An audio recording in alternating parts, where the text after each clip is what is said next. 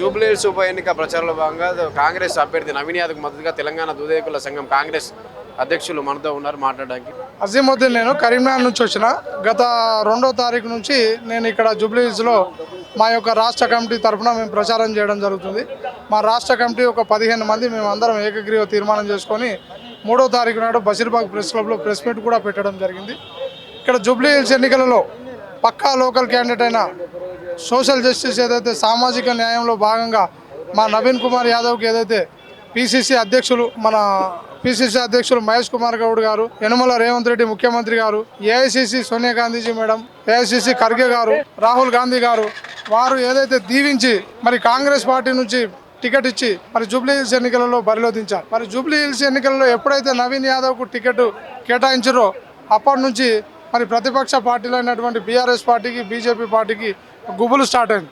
మరి ఇక్కడ ఏదైతే ఈ ప్రాంతం ఏదైతే ఉందో, జూబ్లీహిల్స్ ప్రాంతం ఏదైతే ఉందో, మన తెలంగాణ ప్రాంతం మొత్తం అన్ని జిల్లాలలో ఇక్కడ ఒక సినీ ఇండస్ట్రీ ఉంటుంది, సినీ పరిశ్రమ ఉంటుంది. ఇక్కడ గొప్పగా అద్దాల మెడలతో ఉంటాయని వాళ్ళు అనుకుంటున్నారు.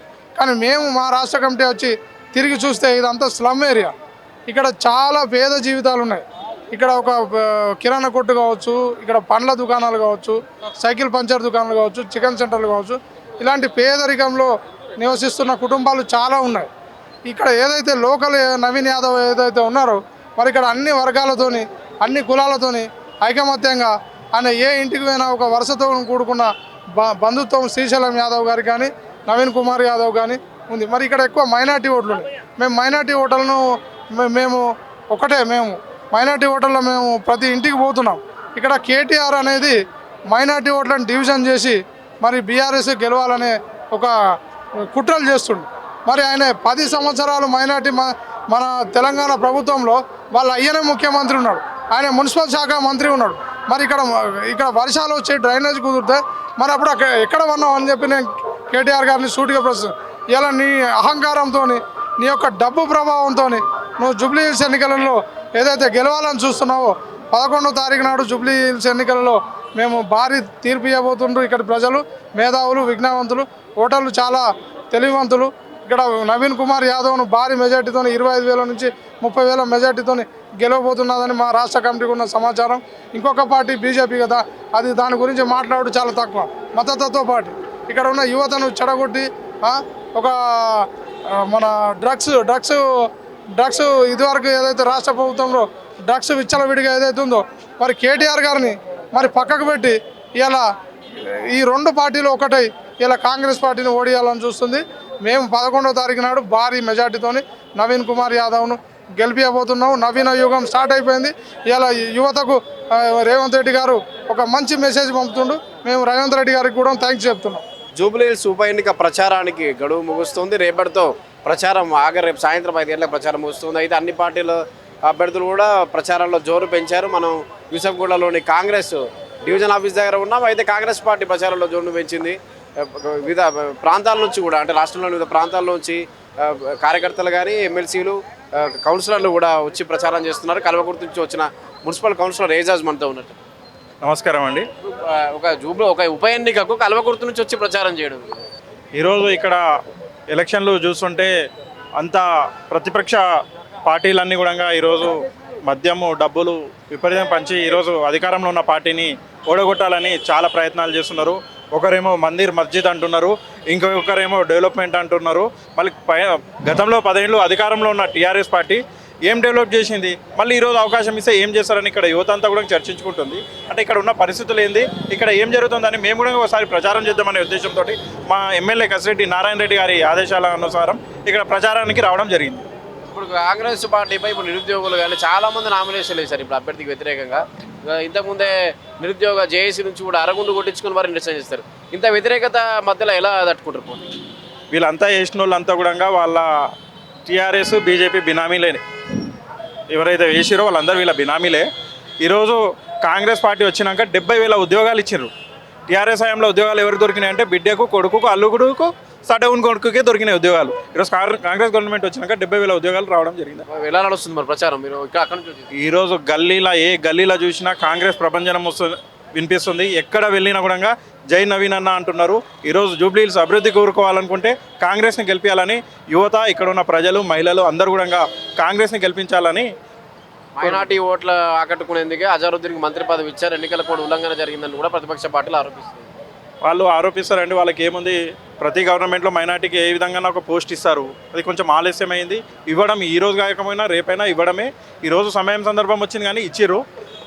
వాళ్ళు అనడంలో అంటేనే ఉంటారు, దానికి ఇబ్బంది ఏం లేదు. ఇలాంటివి అవాకులు చవాకులు కాంగ్రెస్ పార్టీపై చాలా వేస్తుంటారు. ఈరోజు అలాంటి వాళ్ళను ఢీకొట్టడానికే గల్లీలో ఉన్న తప్పు అప్పు పప్పుకు ఈ తెలంగాణలో ఉన్న బిల్లారంగకు వదిలిన బాణమే మా నవీన్ యాదవ్ అండి. కాంగ్రెస్ పార్టీ ఎందుకు ఇంత ప్రతిష్టాత్మకంగా తీసుకుంది జూబ్లీ హిల్స్ పై? ఈ ఒక్క ఎలక్షనే కాదు, ప్రతి ఎలక్షన్ కూడా ప్రతిష్టాత్మకంగా తీసుకొని సీరియస్ తీసుకొని పనిచేస్తుంది. ఇప్పుడనే కాదు, స్వతంత్రం వచ్చినప్పటి నుంచి ఇది పాత పార్టీ. ఇది అప్పటి నుంచి అయినా ఏ ఎలక్షన్ అయినా కూడా వీళ్ళు ప్రతిష్టాత్మకంగా తీసుకొని ఎక్కడున్నా కూడా బరిలో బలంగా ఇక్కడ ప్రచారం చేస్తున్నారు. ఇక్కడ సమస్యలు కూడా ఎక్కువ ఉన్నాయని చెప్పి కూడా ఇప్పుడు బోరబండ కానీ ఇప్పుడు షేక్పేట ఇట్లాంటివి జూబ్లీ హిల్స్ అంటే పాస్ ఏరియా కాకుండా రోడ్లు కానీ ఇవి కానీ బాగాలేవని చెప్పి కూడా వస్తున్నాయి. మరి వీటి మీద ఏమేమి దృష్టికి రాలేదు? ఇక్కడ గతంలో 10 ఏళ్ళు టీఆర్ఎస్ గవర్నమెంట్ ఉండే, వాళ్ళ హయాంలో వాళ్ళ మున్సిపల్ శాఖ కేటీఆర్ గారే దానికి మంత్రి శాఖగా ఉన్నారు. అందుకనే ఇక్కడ చాలా చెత్తగా ఉంది. ఈ ఏరియా డెవలప్ కాదు, దీంట్లో మార్పు కోరుకోవాలని ఇక్కడ ప్రజలు భావిస్తున్నారు. ఇక్కడ తప్పకుండా కాంగ్రెస్ పార్టీకి పట్టం గట్టి ఈరోజు నవీన్ యాదవ్ను గెలుపుకు కృషి చేస్తారని తెలియజేస్తుంది. ఎలా నడుస్తుంది ప్రచారం? చాలా బాగుందండి. ప్రజల పరిపాలన కరెక్ట్గా ఉంది. ఇప్పుడు గత ప్రభుత్వం 10 ఏళ్ళు చేసిన ప్రభుత్వము బాగాలేదు. దానివల్ల ఈ ప్రభుత్వం బాగుంది. దానివల్ల నేను చూసి ప్రజలు కూడా చాలా హ్యాపీగా ఉన్నారు. దానివల్ల దీని పార్టీలోకి వచ్చాను నేను. ప్రచారం ఎలా జరుగుతుంది? ఇప్పుడు రేపు చివరి తేదీ ప్రచారానికి ఎట్లుంది? ప్రచారము తండోపతండాలుగా బ్రహ్మరథం పడుతున్నారు. ఎక్కడ పోతే అక్కడ నవీన్ యాదవ్ జై నవీన్ అని అంటున్నారు. ఇదే నవీన్ యాదవ్ 2 సార్లు ఓడిపోయారు. అంటే అప్పుడు కేటీఆర్ గారు 2 సార్లు అడ్డుపడ్డారు, లేకపోతే ఎప్పుడో ఎమ్మెల్యే అయిపోయేవాళ్ళు. కానీ ఈరోజు రైట్ టైంలో ఆయనకి టికెట్ వచ్చింది, కానీ గెలుస్తారు 100%గా. మొత్తం జూబ్లీ హిల్స్లో కానీ ఇప్పుడు షేక్పేట, ఇప్పుడు మీరు అన్నారు షేక్పేట కంటెస్టెంట్ కార్పొరేటర్ అని, మరి అక్కడ రోడ్లు చూసినా, ఇప్పుడు బోరపడ్డ చూసినా కానీ ఇప్పుడు అన్ని సమస్యలే ఉన్నాయి కదా. ఇప్పుడు కాంగ్రెస్ మీద వ్యతిరేకత ఎక్కువ ఉంది. ఇప్పుడు నిరుద్యోగులు కూడా నామినేషన్లు వేసే పరిస్థితి. కాంగ్రెస్ మీద వ్యతిరేకత కాదండి అది. వాళ్ళు గత ప్రభుత్వము 3 సార్లు ఎమ్మెల్యే ఉన్నాడు మాగంటి గోపీనాథ్. అతను టిఫిన్ డబ్బాలు బాక్సులు పెంచాడు తప్ప రోడ్లు కాలనీ డెవలప్మెంట్స్ చేయలేదు. Is a flop MLA. Flop అయిన 3 సార్లు హైటెక్ ఎమ్మెల్యే ఎలా గెలుస్తుంది? స్లమ్లో డబ్బులు ఇచ్చి గెలిచాడండి. ఇప్పుడు సరే బాగా చేశాడంటే స్లమ్స్ ఎలా ఎందుకు ఏడుస్తున్నాయి? ఈరోజు నవీన్ యాదవ్ ఎందుకు బ్రహ్మరథం పడుతున్నారు? కాంగ్రెస్ రావాలని ఎందుకు కోరుకుంటున్నారు? వాళ్ళు బాగు చేస్తే ఈరోజు ఎందుకు కేటీఆర్ గారు పిచ్చి పిచ్చి మాటలు మాట్లాడుతున్నాడు కదా? ఇప్పుడు కాంగ్రెస్ మీరు ఏదో బాగాలేదు అంటున్నారు కదా, ఎందుకు చాలా బాగుంది. పథకాలు బాగున్నాయి, పథకాలు అందుతున్నాయి.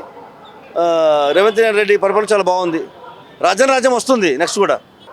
మాగంటి గోపీనాథ్ సంబంధించి ఇప్పుడు మాగంటి సునీత ఉన్నారు కదా, ఇప్పుడు అక్కడ నుంచి టఫ్ ఫైట్ వస్తుంది. మీరు టఫ్ ఫైట్ ఏముండదండి. కేటీఆర్ గారే దాన్ని ఉసుగొలుపుతారు తప్ప బుద్ధి చెప్తారు కాంగ్రెస్ పార్టీ వాళ్ళ మీద, క్యాండిడేట్ మీద. క్యాండిడేట్ కూడా చాలా మంచివాడు, చదువుకున్నాడు, ఉత్సాహవంతుడు. కేటీఆర్కి ఏదో పిచ్చి పట్టింది ఆయనకి, అలా మాట్లాడుతున్నాడు తప్ప కేటీఆర్ ఫ్యామిలీకి, కేటీఆర్ పార్టీకి, కేసీఆర్ కూడా ప్రచారం బండి కూడా ఇస్తే ఫస్ట్ ఆయన ఇచ్చింది శ్రీశైలమనే. కవిత పెళ్ళికి కూడా డబ్బులు ఇచ్చింది ఆయనే. వాళ్ళ ఫ్యామిలీ మీద బుర్ర చేయడం కరెక్ట్ కాదు. నేను యాదవ్ బిడ్డనే, బీసీ బిడ్డని. ఒక బీసీ బిడ్డ వచ్చిన తర్వాత జూబ్లీ కాన్స్టిట్యూన్సీ చరిత్ర అంటే మారిపోతుంది గెలిచిన తర్వాత. యూత్ కాంగ్రెస్ కోఆర్డినేటర్ అంజన్ కుమార్ మనతో ఉన్నాడు.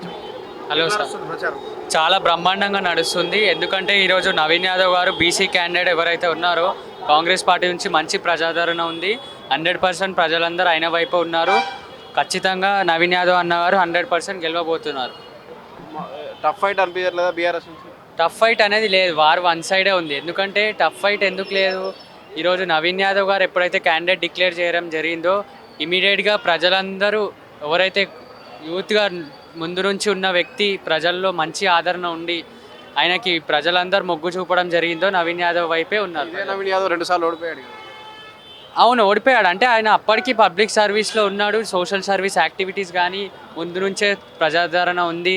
ఆయనకు మంచి పేరు ఉంది, వాళ్ళ ఫ్యామిలీకి కూడా చాలా మంచి బ్యాక్గ్రౌండ్ ఉంది కాబట్టి అందరు ఆయన వైపే ఉన్నారని నేను నమ్ముతున్నాను.